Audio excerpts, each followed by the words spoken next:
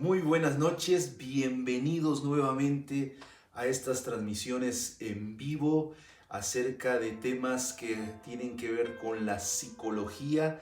El año pasado fue un placer poder saber que ustedes estaban ahí acompañándonos, aprendiendo un poquito más acerca de temas que tienen que ver con la vida, con la conducta, con el pensamiento, las emociones y sobre todo las relaciones que tenemos con nuestros seres queridos, con amigos, con todos aquellos que están alrededor nuestro. Hoy iniciamos una serie en este mes de febrero que le hemos titulado Amor y Violencia.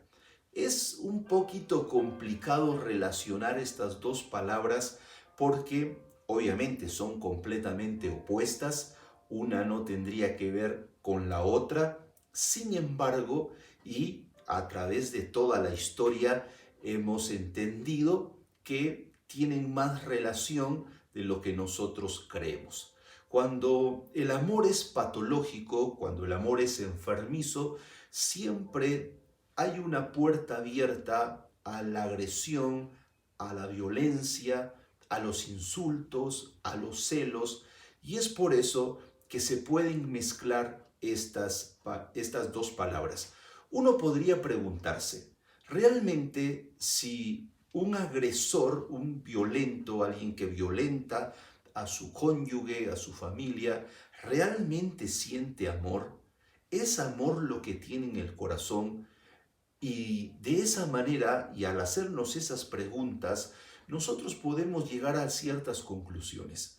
No podemos decir que lo que una persona siente no es amor. Quizá ama, pero en su vida pueden existir algunos patrones de conducta, algunos comportamientos, algunos modelos aprendidos que hicieron que esta persona de una u otra manera expresara su amor de una manera distinta, no correcta obviamente, pero sí de una manera distinta a la que nosotros podemos llegar a conocer.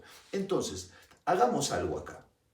Empecemos a comprender que el ser humano se ha visto acompañado por el amor y la violencia desde los orígenes de su propia historia. Desde el momento en que sus ancestros conocieron esa palabra amor, desde el momento de la historia misma, si nos remontamos a siglos pasados, vamos a entender que esas dos palabras estuvieron siempre ligadas a los seres humanos. Entonces, necesitamos entender que a pesar de que están relacionadas y que existen desde el origen de la misma historia, nosotros entendemos y tratamos de ver la violencia como algo lejano, como algo distante, como algo que pertenece a otras personas y no a nosotros, que pertenece a aquellas personas que no son como yo. A veces entendemos la violencia de esa manera. Regularmente la violencia la vamos a asociar con las guerras, con el crimen organizado, con el narcotráfico, con las pandillas o con otra manifestación de violencia social que comúnmente vemos en los noticieros. Pero nunca esa palabra de violencia la logramos asociar con el amor o las relaciones íntimas, la familia u el hogar.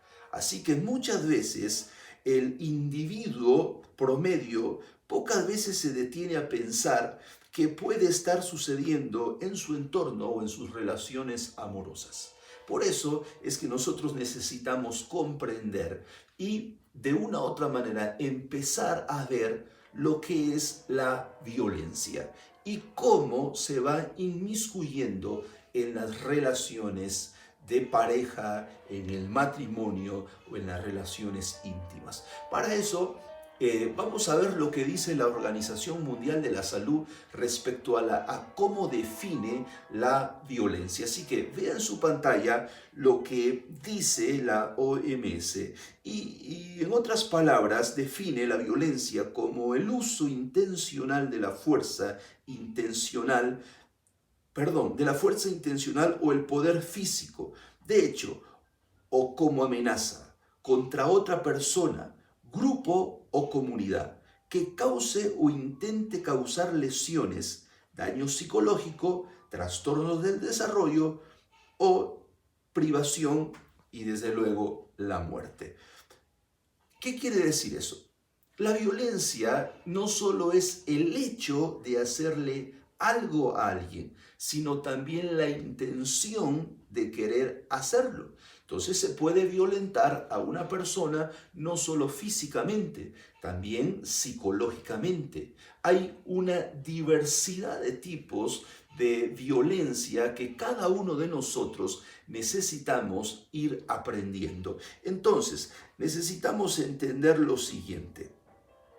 La violencia muchas veces no la percibimos porque es ya tan común y está tan relacionada en nuestro ámbito social que definitivamente no logramos percibirla de una manera tan simple y consideramos que las cosas que pasan siempre han sucedido y a veces de una u otra manera llegamos a considerar que así tiene que pasar y siempre va a suceder. Entonces empezamos a ver la violencia como algo muy normal. Crecimos bajo ciertos patrones en nuestra infancia y vimos la violencia como algo normal.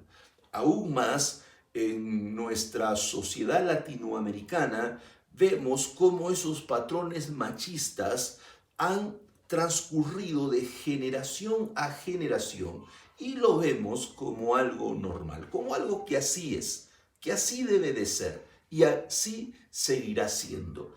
No precisamente sea lo correcto. Ahora, vean en su pantalla estos modelos adquiridos de cómo se refuerza un patrón en la vida de un ser humano. Lo primero que vamos a entender en esta pirámide es que la base nosotros la vamos construyendo a partir de la infancia. Cómo nosotros manejamos los apegos. Cómo nuestros padres lograron que esos apegos pudieran de una u otra manera ser sanos o insanos. Cómo en realidad en nuestra infancia esos apegos lograron desarrollarse como algo sano. Usted sigue viendo en su pantalla esta pirámide y luego vamos a la niñez. Y ahí empezamos a ver, a observar la conducta de todas aquellas personas que son nuestra familia y que tenemos alrededor. Seguramente lo primero que vamos a ver son a nuestros padres, nuestro papá, nuestra mamá. Y de esa manera es como nosotros entendemos esa conducta en la relación marital. Ahí vemos el modelo por primera vez. Vemos cómo nuestro padre trata a nuestra madre, cómo nuestra madre trata a nuestro padre, cómo es esa dinámica de la relación conyugal. Desde niños empezamos a ver ese modelo. Luego, pues obviamente la siguiente etapa a la que nosotros nos desenvolvemos es la adolescencia. Y en la adolescencia, si algo está marcado para el adolescente, es el poder socializar. El adolescente necesita socializar, necesita relacionarse con sus pares, necesita ver a otras personas, necesita abrirse a ese mundo que en realidad está ahí esperándolo y que va a ser parte de esa construcción de su personalidad. Entonces, cuando tuvimos, porque todos lo tuvimos, ya sea sanos o insanos, todos tuvimos un apego de parte de nuestra madre y de nuestro padre. Ahí nosotros estuvimos apegados, pero en algún momento empezaron a soltarnos y por eso aprendimos a caminar, aprendimos a hablar y empezamos a conocer lo que es la independencia. Muy bien, luego viene la niñez, ya fuimos más observadores, más analíticos, empezamos a ver el modelaje a través de la conducta de nuestra familia. Posteriormente fuimos adolescentes y empezamos a descubrir un mundo que era más allá que nuestro núcleo o nuestro hogar. Todo esto nos tuvo que ayudar, como usted ve ahí en la pirámide, a gestionar los problemas en la convivencia de pareja. Quiere decir que hoy cada uno de nosotros, los que están casados o viven con su pareja, cada uno de nosotros gestionamos nuestra convivencia de pareja según lo construido desde infantes, niños y adolescentes. Muchas veces no tenemos las herramientas, obviamente porque no las hemos aprendido. Obviamente no las aprendimos nunca, pero tampoco es porque nunca nos la enseñaron. Es decir, cuando tuvimos un apego sano, cuando tuvimos un modelaje también sano y correcto dentro de nuestra familia, cuando logramos socializar con pares, con amigos, entonces vamos a tener más recursos para poder gestionar esa convivencia en pareja. Dígase de otro modo, cuando en nuestra infancia el apego fue enfermizo, cuando no tuvimos ese contacto con nuestra madre o esas palabras de validación de nuestro padre, cuando en la niñez simple y sencillamente vimos muchos conflictos, muchas peleas y fuimos testigos, y aquí quiero mencionarle algo bien importante.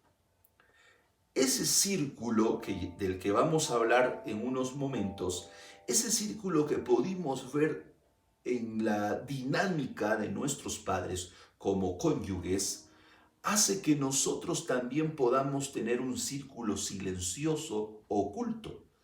Todo lo que vimos también fue parte de nuestro círculo. También evolucionamos en él. Si la relación marital de nuestros padres fue algo muy enfermizo o fue nula o no existió, pues nosotros tampoco tendremos esos recursos de modelo. Y si en la adolescencia fuimos demasiado sobreprotegidos y estuvimos en una burbuja y no tuvimos relaciones con amigos, con pares, si no tuvimos esas pequeñas experiencias de una relación afectiva, definitivamente cuando lleguemos al seno del hogar, a nuestro propio constructo de hogar, entonces nosotros no vamos a tener recursos. Es por eso que hoy en día vemos que el 50% de todos aquellos que un día contraen matrimonio se terminan divorciando. ¿Cuál es la razón? No me gustó, no funcionamos, me fue infiel. Hay tantas razones del por qué un matrimonio deja de funcionar. Pero en realidad todo es consecuencia de no haber tenido los recursos para poder lidiar con los conflictos en la pareja. Así que hoy veremos todo eso y algunas otras cosas más. Debo decirles que los conflictos en la pareja constituyen una de las manifestaciones más frecuentes de la violencia ejercida en los contextos familiares. Es alarmante ver las cifras y déjeme decirle algo. Hoy, como esta es una serie que tendrá 3 sesiones más, siempre los jueves a las 8 de la noche, hoy nos centraremos en hablar de algunos conceptos y estadísticas de lo que requiere el amor y la violencia. Así que esté muy atento, tenga papel y lápiz en mano para poder anotar algunas cosas que le van a parecer interesantes o alarmantes. Déjeme decirle otra cosa, una realidad. Lamentablemente, el lugar más peligroso de la sociedad se ha convertido en el hogar. Se lo digo de otra manera. En nuestra sociedad, uno de los lugares más peligrosos es el hogar. Es increíble. Esto quiere decir que, de acuerdo a múltiples investigaciones realizadas, parece que es más probable que una persona sea asesinada dentro de su propio hogar que fuera de él. ¿Se imagina eso? Estos estudios también revelan que es muy probable que un niño sea asesinado por su propio progenitor, cualquiera de los dos, que en cualquier otro ámbito social fuera del hogar. Es increíble, es alarmante. ¿Por qué? Porque entonces asociamos, ahora sí, el amor y la violencia. Es mucho más fácil que una persona sea violentada y agredida por cualquier tipo de justificación o explicación dentro de su hogar que fuera de él. Ahora déjeme decirle, esto bajo ningún punto de vista es nuevo. Lo que pasa que ahora pues hay más apertura de los medios de comunicación. Y de hecho, las personas se atreven a hablar más del tema y a denunciarlo que en épocas pasadas. Si algún aliado tiene la violencia, cualquier tipo de violencia, es el silencio. Cuando una persona permanece callada, esa persona será vulnerada, esa persona será violentada.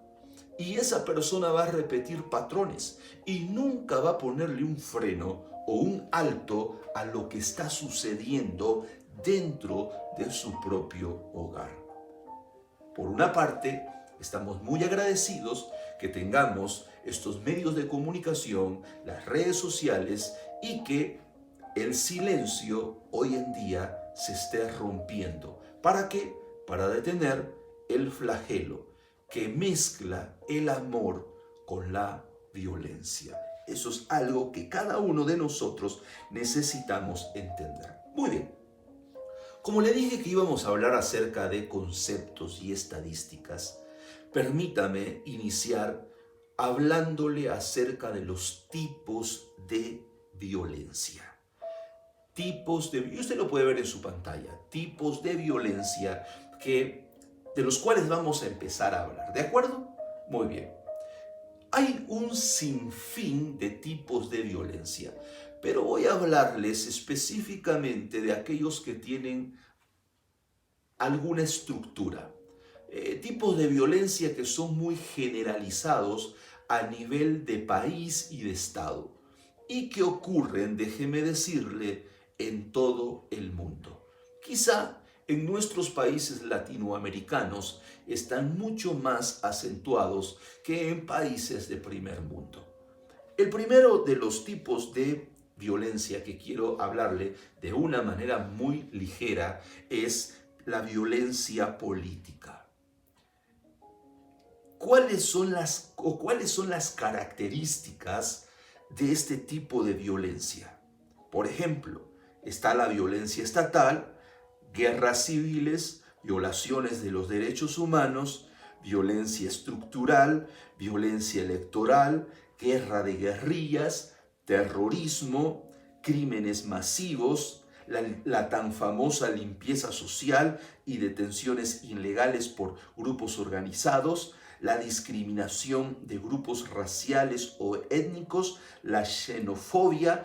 Todo esto es parte de la violencia política. Por ejemplo, todos aquellos momentos en que Latinoamérica vivió bajo los rigurosos estados de gobierno, bajo las anarquías, todo eso hizo que se violentaran a las masas.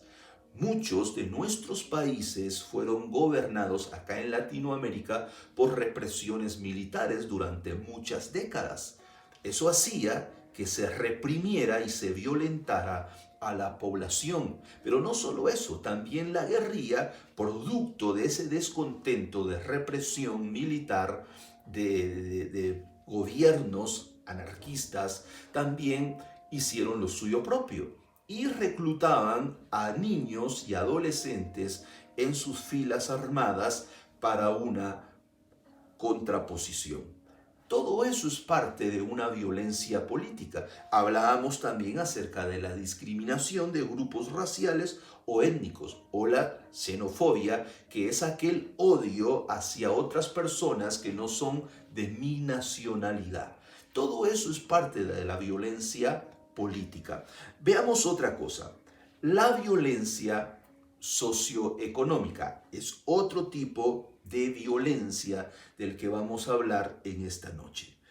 Tiene que ver con la desigualdad social, la pobreza, la falta de empleo, la sobrepoblación y el confinamiento en las zonas urbanas, el asalto a mano armada tanto a personas como a instituciones, los secuestros, el vandalismo, las pandillas callejeras, la drogadicción, la discriminación a grupos minoritarios, todo eso tiene que ver con la violencia socioeconómica.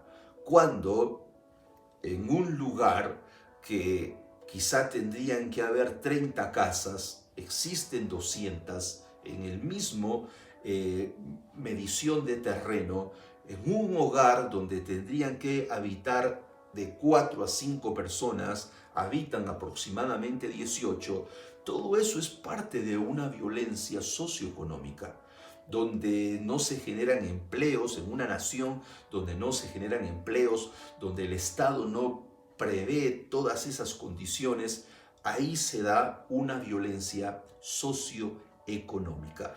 También existe otro tipo de violencia que es la violencia religiosa. Es increíble, pero es cierto. Nosotros necesitamos entender que en los países, en los estados, también existe una violencia religiosa. Discriminación por pertenecer a determinada denominación o religión o por no hacerlo. La fe tóxica, aquella fe que está siempre basada en una religión enfermiza, donde la imposición y las prohibiciones de normas siempre se dan a los miembros de estas denominaciones o a los feligreses de determinada religión. El autoritarismo, la manipulación, amenazas y abuso espiritual de parte de los líderes de las diferentes denominaciones o religiones siempre está sobre los miembros o los feligreses. Esto también nos hace ver que dentro de las religiones también hay violencia.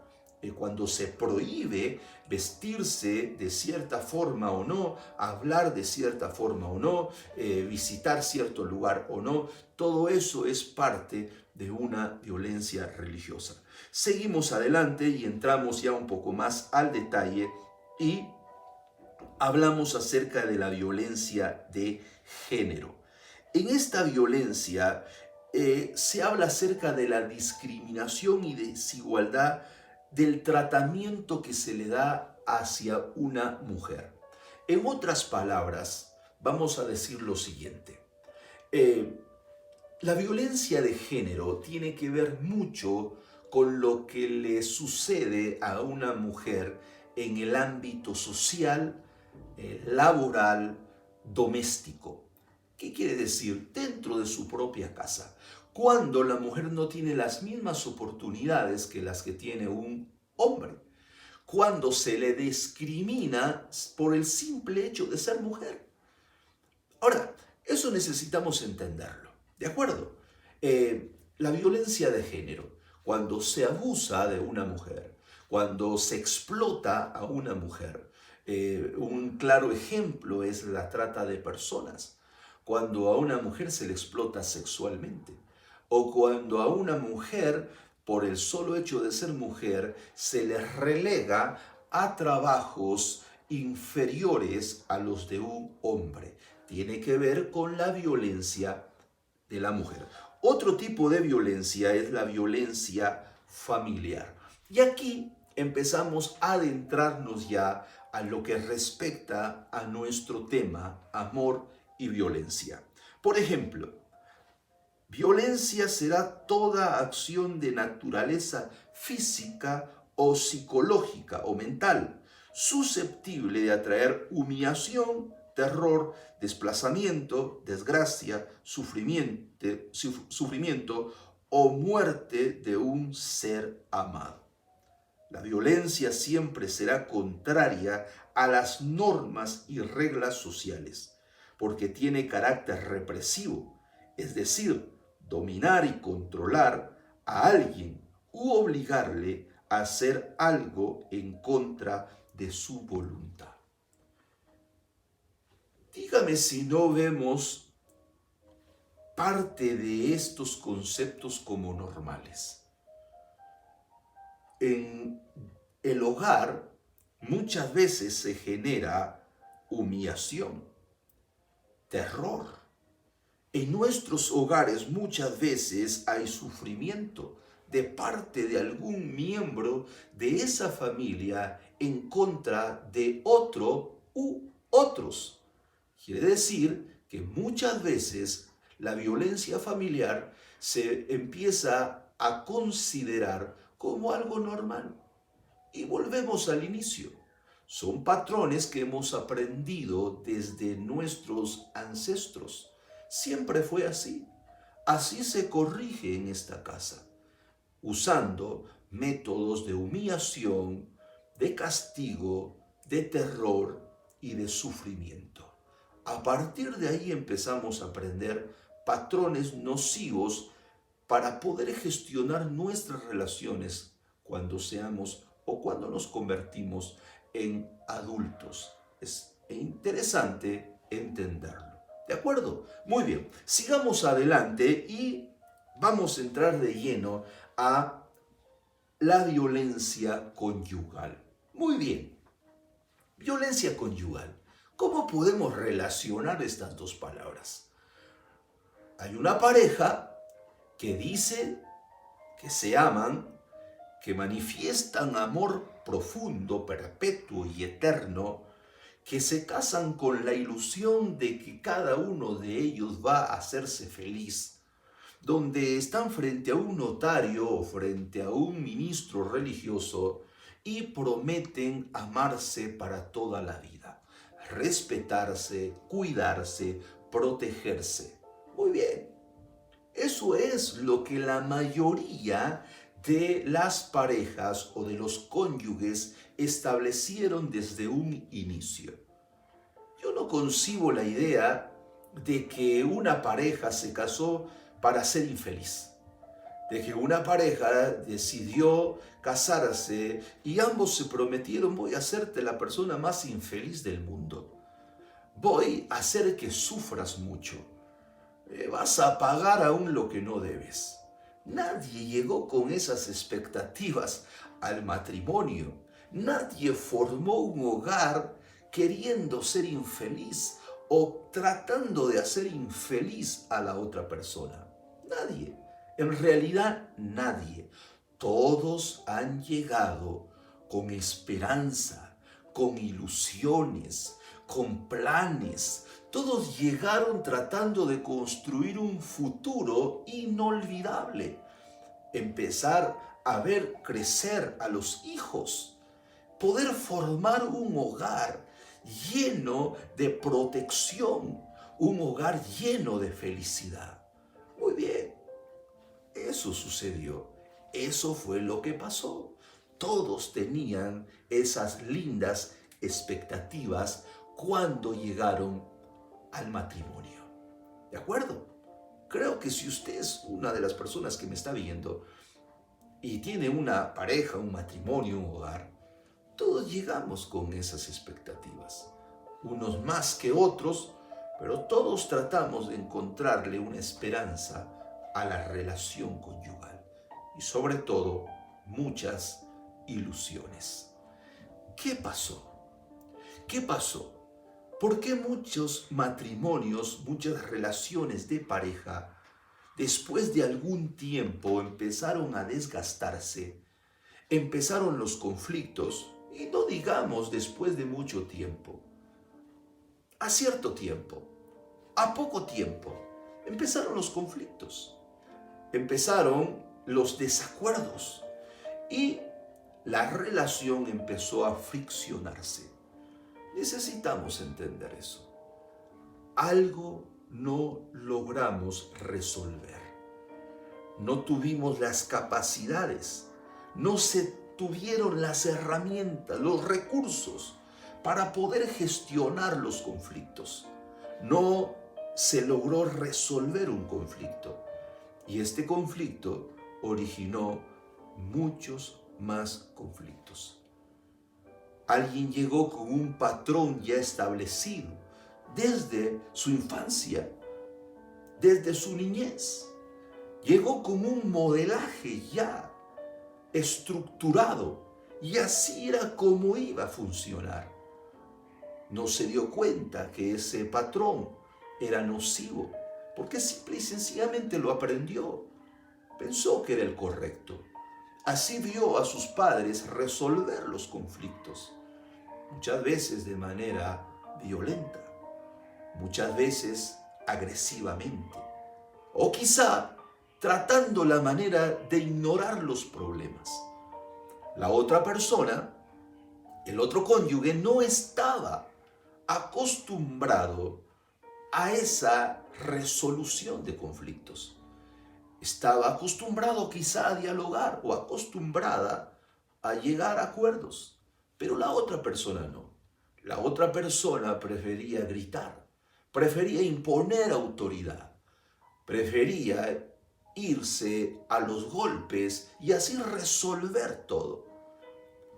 Ahí es donde encontramos la fusión de que una persona verdaderamente quiere. O déjeme decirle aquella famosa frase que no sé si algunos de ustedes escucharon de niños.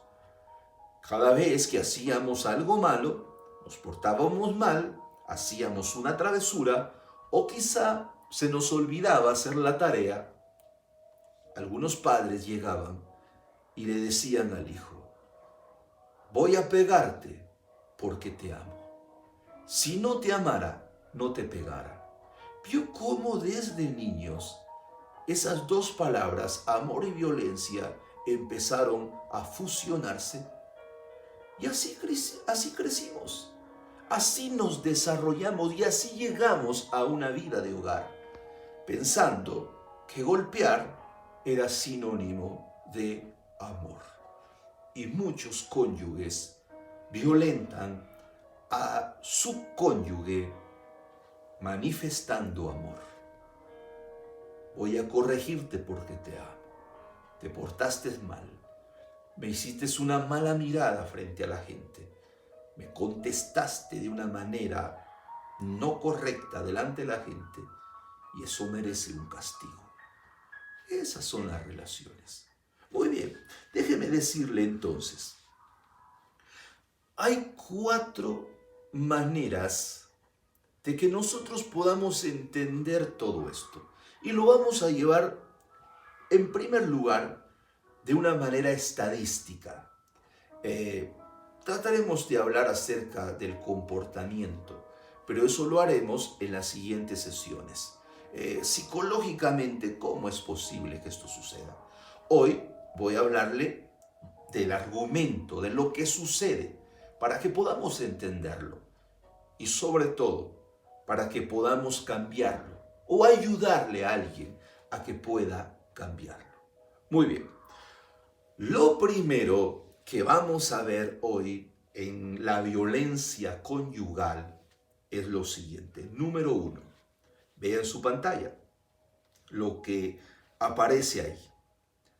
El 2% de los casos de violencia conyugal es la esposa quien maltrata al marido.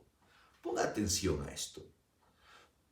Es apenas el 2% en relación a que una mujer maltrata al hombre, lo violenta, le agrede, lo golpea, lo lastima.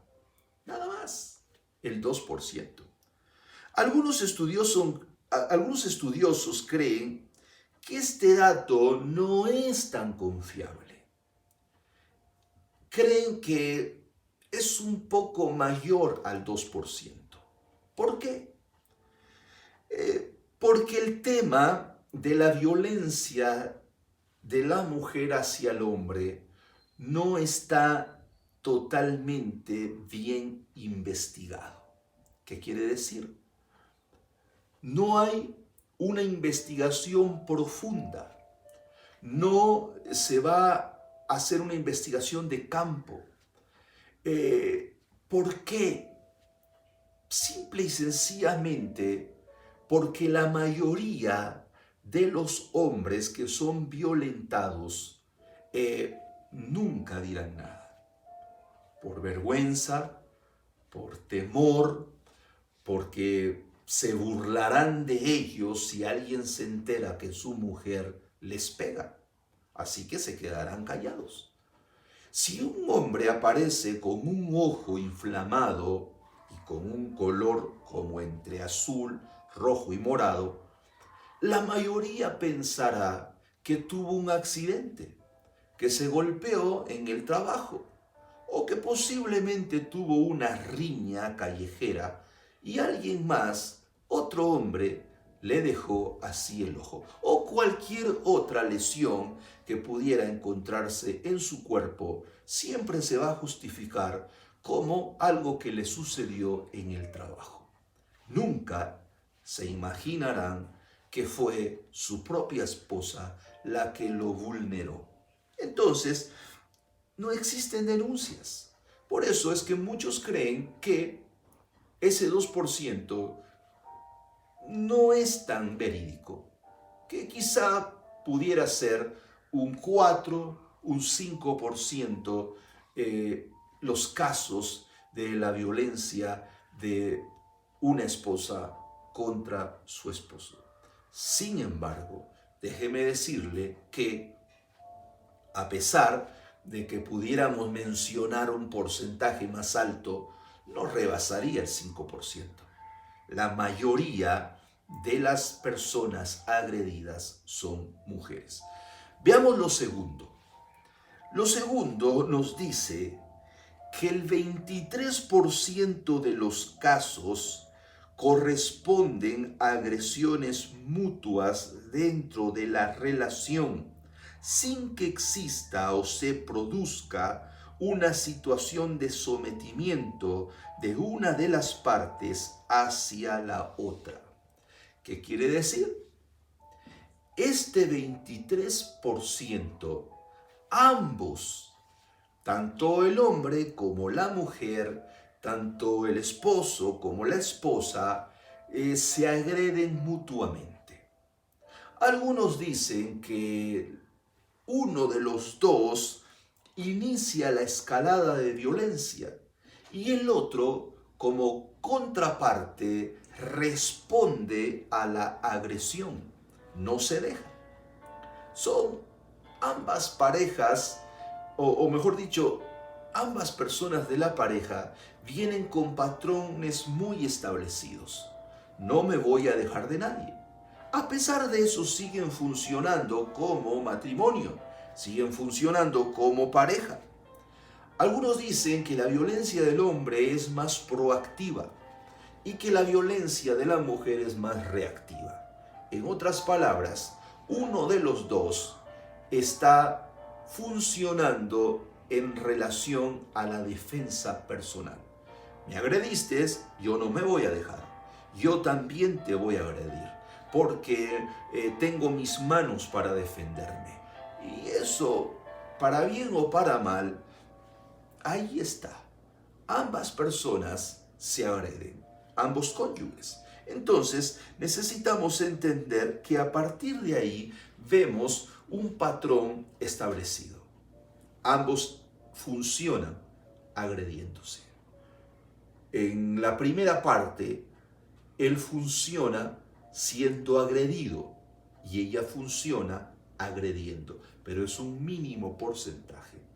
El 23% ya es un porcentaje alto. Ambos se agreden. Es una relación disfuncional, pero que permanece. Es una relación agresiva, violenta, pero permanece. Muy bien. Pasamos entonces a lo tercero.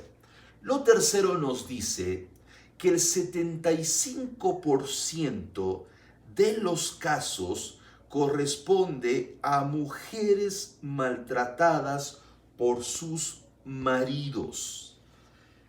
Es alarmante el porcentaje en realidad. 3/4 de las mujeres son agredidas por los cónyuges. Es alto el porcentaje. Es alarmante el porcentaje.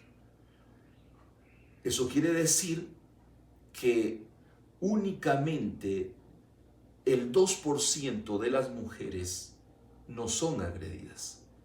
Porque a pesar que en el otro 23% ambos se agreden, siempre hay una agresión en contra de la mujer. Imagínense. Y hay un 25% de hombres que son agredidos. Realmente no tendrían que existir esas estadísticas. Cuando hablamos de los cónyuges, se unieron para amarse, para protegerse, para respetarse. Pero las estadísticas en nuestra Latinoamérica hablan de esta manera. En este caso, más mujeres se ven atrapadas en la relación de pareja, en la cual alternan cariño, amabilidad, amor con golpes. Y es ahí donde empezamos nosotros a presenciar, a ver ese famoso círculo vicioso del maltrato en la vida conyugal. ¿Qué pasa? Ese círculo empieza con ofensas verbales, con daño psicológico. Empieza el maltrato de manera verbal, psicológico, para llegar al maltrato físico. Luego, pues aparece la famosa reconciliación hasta el punto de llegar a la etapa de la luna de miel. Es donde hay una reconciliación plena. Es donde ambos se vuelven a querer. Regularmente el hombre, el marido, lleva regalos, trata de acortejar nuevamente, trata de enamorar, trata de reconciliar la relación, y la mujer empieza a creer en las promesas de él. Va a cambiar, a dónde me voy, qué voy a hacer si él se va o si lo echo a la calle, por decirlo de una manera. ¿Qué va a pasar? Y entonces empieza a tener argumentos en su mente que la llevan a considerar una reconciliación. Muy bien, hay una luna de miel, todo es muy feliz, pero al pasar el tiempo viene y vuelve a ser el mismo. Agredir verbal, emocional y físicamente. El maltrato vuelve a estar ahí. Y luego viene otra vez el círculo a cerrarse, a tratar de reconciliar, a llevar presentes, a tratar de cortejar, hasta nuevamente vivir otra luna de miel. ¿Sabe cuál es el problema? El problema es que el tiempo cada vez es más corto. ¿Qué le quiero decir? Que el círculo se cierra más rápido. Las peleas, las agresiones, el maltrato cada vez es más frecuente y con mayor rapidez. Los golpes y el maltrato son más fuertes en cada círculo que se va cerrando. Cuando hablo de este maltrato, ¿a qué me refiero? Déjeme mencionarle algunas características de este maltrato. Y cuando una pareja empieza a verse en riesgos. Es peligroso cuando vemos aspectos como los que le voy a mencionar en un instante. Cuando una mujer está siendo violentada de esta manera, realmente corre muchos riesgos. Amenazas de muerte a la víctima, amenazas a la integridad de sus hijos, amenazas de autoagresión, amenaza con suicidarse, violencia física durante el embarazo, lastimar o matar mascotas, aumento de frecuencia e intensidad de los episodios de violencia. Todo eso hace que la persona viva en un alto riesgo. Necesitamos entenderlo. El 75% de las mujeres sufren este tipo de violencia. Unas de mayor o menor envergadura, pero lo sufren. Ahora bien, déjeme decirle una cosa, porque usted está diciendo, bueno, ¿en dónde quedo yo? Porque no me considero estar ni en el 75, ni en el 23, ni en el 2%. Estoy hablando de las personas que sufren violencia, de las parejas conyugales que sufren violencia. Obviamente usted puede ser la excepción. Usted no está ni dentro del 2, ni dentro del 23, ni dentro del 75%. No sufre violencia, ni violenta a la otra persona. Muy bien. De todas las parejas que sufren violencia, el 2% es de la mujer hacia el hombre, el 23% de ambos y el 75% recae en la mujer. Y lo último que quiero decirle, que es lo número 4, son, y quizá ahí pueda estar usted, o quizá no, manifestaciones aisladas y esporádicas de violencia dentro de la relación conyugal. Esto nos quiere decir que corresponden a aquellos matrimonios con alguna disfunción en sus relaciones, sin que se constituya una crisis estructural en su matrimonio. Caen en estas interacciones de violencia o de pelea o de discusión como último recurso cuando la tolerancia y la creatividad dentro del diálogo se ha agotado. Así de sencillo. Nosotros necesitamos entender eso. Hay personas que regularmente no van a sufrir violencia de una manera sistemática, de una manera cíclica, de una manera estructurada. Pero en algún momento, cuando el diálogo se ha agotado, cuando la tolerancia y la creatividad ya no funcionan, van a entrar en un proceso de agresividad. Ahí es cuando se debe de identificar y decir, esto se nos está saliendo de control. Debemos de regresar al diálogo.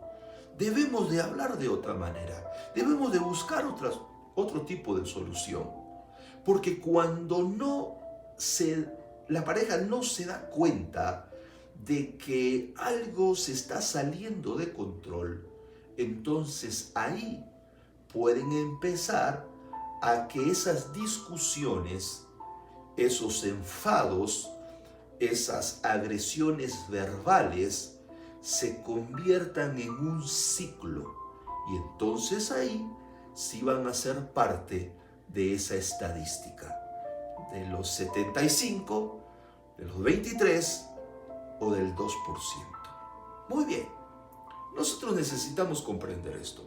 Hoy hablamos de una manera muy conceptual y de mucho porcentaje, para que veamos la realidad en nuestra sociedad.